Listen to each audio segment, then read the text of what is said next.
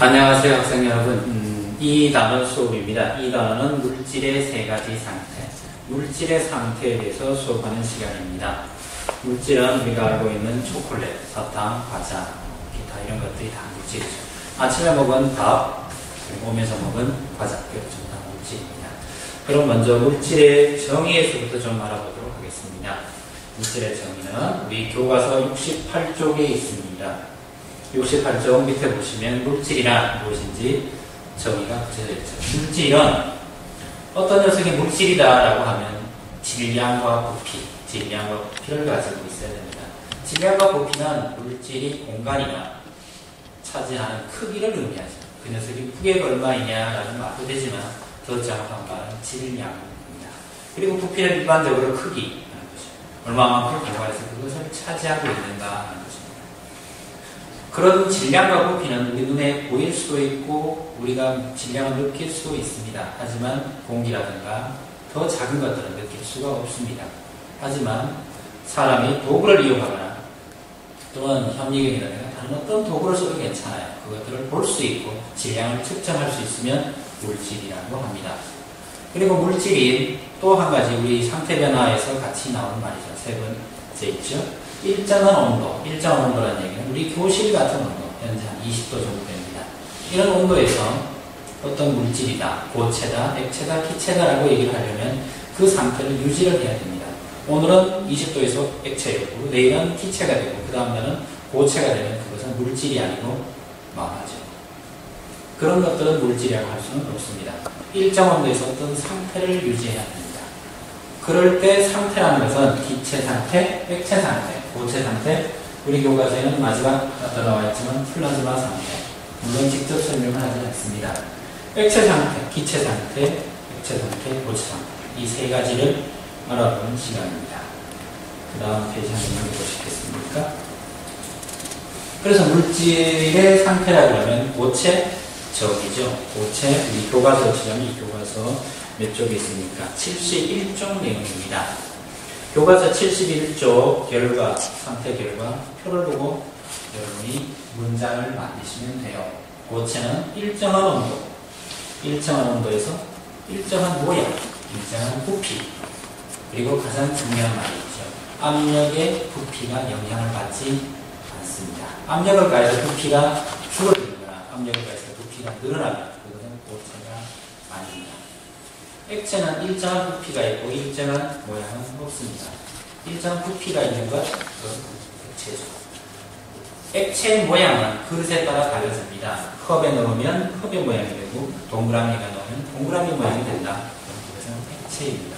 액체의 가장 큰 특징은 모양이 자유자재로 변할 수 있다입니다. 그래서 집에 가시면 예쁜 그릇이 많은 이유가 액체는 모양이 잘 변합니다. 그리고 부피는 역시 일정하다 보니까 압력의 영향을 받지 않습니다. 이것은 우리 교과서에는 다른 말로 압축되지 않는다라는 말로 씁니다. 기체는 일정한 모양과 일정한 부피가 없습니다. 일정한 모양과 일정한 부피가 없고 기체 분자와 분자 사이의 간격이 아주 크기 때문에 압력을 가하면 부피가 잘 변합니다. 잘 변해요. 그래서 풍선 같은 것들 생각하시면 돼요. 풍선을 놓으면 모양이 아주 잘 변합니다. 물질의 세 가지 상태는 고체, 액체, 기체 세 가지입니다. 그 중에 액체와 기체는 압력을 가하면 그 흐르는 성질이 있습니다. 모양이 변하지는 않지만 흐르는 성질이기 때문에 액체와 기체를 가지고 흐르는 물질, 그래서 유체라는 말로 씁니다. 그래서 액체나 기체는 어디로 잘 끓입니까? 그러면 모양을 만들어가지고 들고 다니는 것보다는 파이프라든가 관을 통해서 보내주죠. 질소는 가스관, 수도관 생각하시면 됩니다. 우리 교과서는 한 가지 중간에 갑자기 모양이 나오다가 고체, 액체, 기체 이것이 나오다가 갑자기 모형이라는 말이 나옵니다. 지금 교과서 순서대로 가고 있습니다. 교과서 72쪽에 있습니다. 우리가 쉽게 생각해서 그냥 고체, 액체, 기체 여러분이 앉아있는 책상, 여러분이 손에 들고 있는 볼펜, 제가 지금 마시고 있는 물질 상태입니다. 하지만 이 녀석들 분자를 우리 눈으로 볼 수는 없어요. 분자는 상태가 우리 눈으로 볼 수만 있으면 참 좋겠는데 볼 수가 없으니까 이 분자를 좀 쉽게 머릿속에 집어넣기 위하여 모형이라는 말을 씁니다. 그래서 모형은 제일 많이 쓰는 것은 뭐 기체, 액체, 고체 이런 모형을 말할 때도 쓰고요. 지구 내부가 어떻게 생겨먹었습니까? 그래서 지구 내부 모형. 그리고 원자의 세계가 어떻게 됐습니까? 그 원자 모형. 우리가 알고는 있죠. 태양계가 있고 지구가 있고 달이 있습니다. 하지만 그 지구라든가 태양, 달을 직접 다루는 것은 좀 불가능합니다. 너무 크거든요.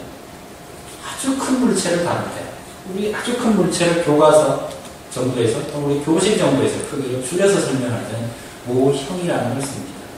모형은 왜 쓰냐? 그러면 첫 번째, 직접 관찰하거나 볼 수 없는 것, 또는 너무 커서 다루기 힘든 이런 것들도 있습니다.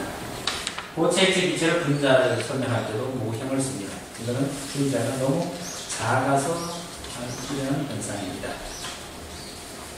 자, 잠시 또 한번 보세요. 이 교과서 74쪽 같은 데 보시면 고체는 어떤 모양입니까? 설명하겠죠. 고체는 분자 상태가 아주 오밀조밀하게 되어 있습니다. 제자리에 서서 진동하는 정도입니다. 바이브레이션에서 진동하죠. 그 다음에 액체 같으면 조금의 여유와 융통성이 있습니다. 흐를 수 있는 특징이 있고요. 기체는 아주 자유로운 상태를 기체 상태라고 합니다. 이런 액체, 고체, 기체를 상태가 변할 수 있고 여기는 물을 끓이는 것으로 설명을 해놨습니다. 그래서 액체, 고체, 기체의 상태 변화 또 물질의 상태 변화라고 합니다. 그랬을 때 얼음에 가열하면 빨간선은 가열이고요. 차지하면 냉각합니다. 얼음을 가열하면 물이 됩니다. 물을 다시 가열하면 수증기가 되죠. 수증기를 다시 가열하면 그냥 그건 수증기입니다. 물론 더 많이 올려서 한 수천 도 가열하면 수증기를 구성하는 물, 수소나 산소 분자가 쪼개지겠지만 우리 1학년 수준에서는 물은 아무리 가열해도 수증기는 아무리 가열해도 그냥 수증기입니다. 반대로 냉각을 시키면 수증기를 냉각시키면 물이 됩니다. 비가 오는 것, 눈이 오는 것 이런 생각하시면 됩니다. 그다음 물을 다시 냉각을 시키면 얼음이 됩니다. 여기에 이제 우리가 조금 생각해야 될 부분이 하나 있죠. 냉각에서 우리 교과서 보시면 이게 몇 쪽에 있는 내용입니까? 78쪽에 있는 내용입니다. 기체 상태, 물질의 상태 변화라는 말이 나오거든요. 순서대로 보면 응고, 액체가 고체로 되는 현상입니다. 굳는다 또는 온다라는 말을 쓰죠. 응고의 반대는 융해입니다. 융해는 고체가 액체로 되는 현상을 융해 그럽니다. 액화는 말 그대로 액체로 되는 현상, 기체가 액체로 되는 현상은 액화. 그럼 반대는 무엇입니까? 기체로 되니까 기화 그것입니다. 고체가 기체가 되고 기체가 고체로 되는 현상은 한 가지밖에 없죠. 승화. 날아간다 또는 빛이 난다 이렇게 얘기를 하는 건데 왜 그렇게 붙은 잘 모르겠고요. 승화, 기체가 고체로 되고 고체가 기체가 되는 겁니다. 기화라는 말을 좀 설명을 더 해보면 액체가 기체로 되는 현상이 기화라고 하는데요. 기화가 되는 현상은 두 가지가 있습니다. 빨래가 마른 것은 증발입니다. 어제 같은 날씨가 좋아서 빨래가 잘 마르고 오늘 빨래가 잘 마르다 그건 증발입니다. 빨래를 갖다가 물과 끓이지는 않습니다. 물을 끓이는 것은 끓음이라고 합니다. 차이가 약간 있죠. 증발은 액체 표면에서 기체가 되는 건 증발입니다. 뭔가 마른다라고 생각하시면 됩니다. 그 다음에 끓음이라는 얘기는 액체 내부에서 기체로 되는 현상, 이건 끓는다라고 합니다. 끓는 것은 액체 내부에서 기체가 되는 현상은 이거는 끓는다라고 하는데 이건 압력의 영향을 아주 많이 받습니다. 압력이 높으면 끓는 점이 올라갑니다. 그런 것들이 어디냐면 집에 가면 압력밥솥이죠. 압력밥솥은 외부에서 인공적으로 압력을 높게 주면 물에 끓는 점이 올라갑니다. 그래서 높은 온도에서 끓으니까 밥이 골고루 잘 익는다. 그 현상인데 끓는 점에 대해서는 우리 중학교 1학년 과정이 아니고 중학교 3학년 과정에 빠르게 나오니까 그렇게 배우시면 됩니다. 그러면 응고가 되든 액화가 되든 또는 승화가 되든 그런 것들 물질의 상태를 변화시키는 것은 자연계에서는 크게 두 가지입니다. 첫 번째는 열이군요. 열. 가열을 해주냐, 냉각을 해주냐.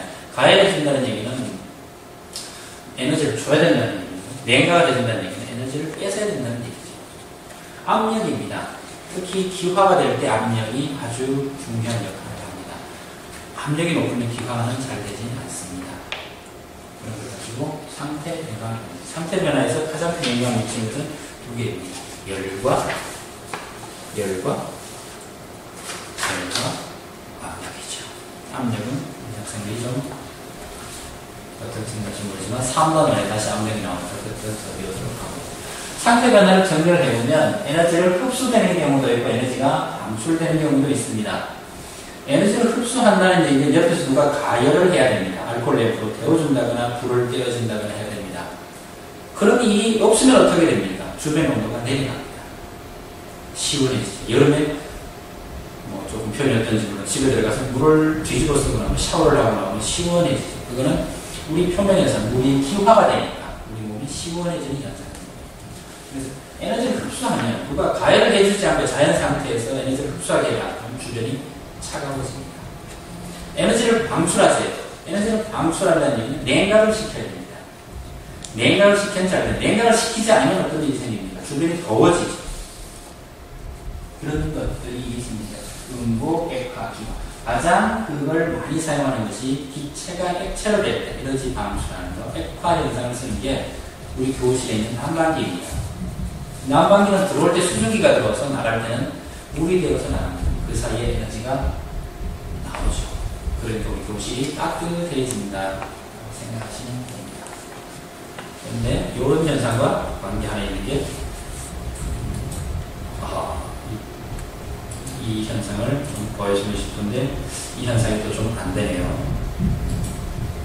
이런 불행한 현상이 또 생기면 안 되는데요. 그래도 우리는 꿋꿋하게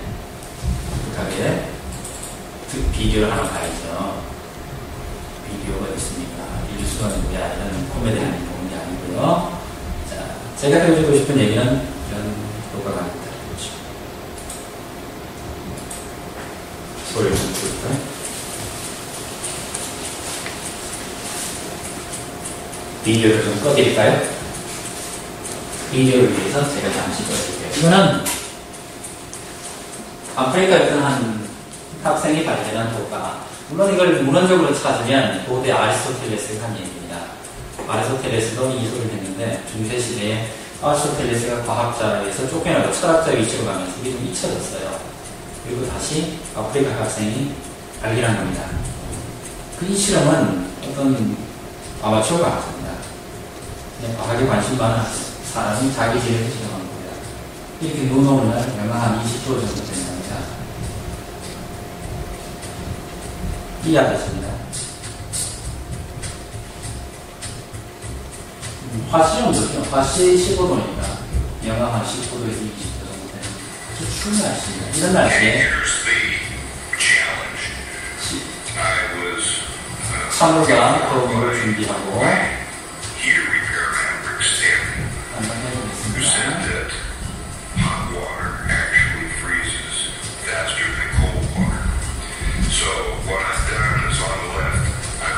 한 35도 가시니까 2도에서 3도 정도 되고요.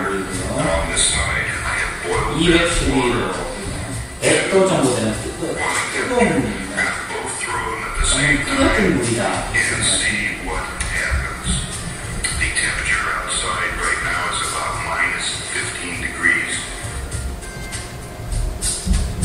이걸 가지고 이제 실험을 합니다.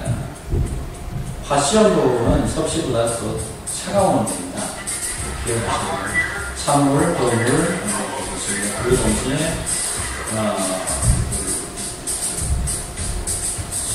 셋 뿌렸습니다.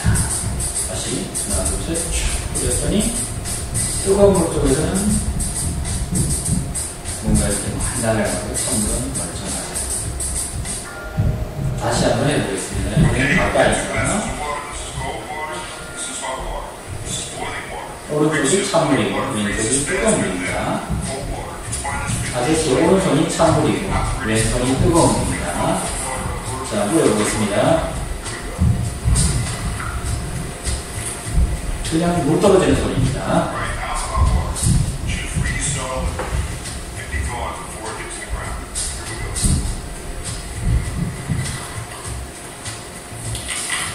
얼음 떨어지는 소리입니다.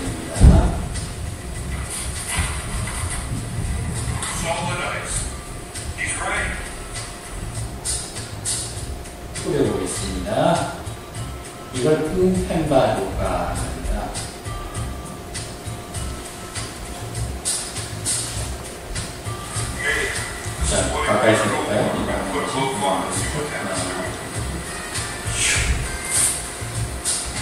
물을 뿌렸죠. 뜨거운 물 뿌린 것과 찬물 뿌린 것 보면 뜨거운 물 뿌린 것은 오른손을 아까랑 얼음이 있고요. 찬물을 뿌린 것은 거기는 그냥 물이 젖었죠.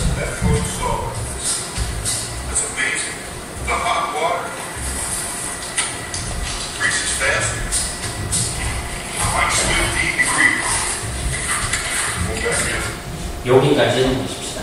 음펜발 효과는 학생들이 이야기할 때 오해할 점이 있어요. 오해할 점은 뜨거운 물이 찬물보다 빨리 오니까 이 현상 응고와 관계 있습니다 라고 생각이 쉽습니다. 물이 어는 점이랑 관계 있습니다. 근데 이것을 설명을 하자면 음펜발 효과는 어느 점하고 관계가 있는 게 아니고 기화열과 관계가 있습니다. 이 반대라고 생각하시면 됩니다. 기화열과 관계가 있습니다. 음펜발 효과는 직접적으로 물의 기화열과 관계되는 실험입니다. 이게 중요합니다. 100도의 물과 100도의 수증기 누가 더 에너지가 많습니까? 라는 질문이에요. 여기는 가해를 주는 게 아니라 그랬어요. 가해를 하면 상태가 변한다고 여기서 학습을 했는데요. 가해를 주시면 가해하지 않으면 어떡합니까? 라고 그랬죠. 열을 에너지를 흡수한다고 할 때 가해하지 않으면 누군가가 에너지를 줘야 됩니다. 에너지를 주면 자기 자신은 차가워지죠. 음펜발 효과는 그것과 관계에 있어요.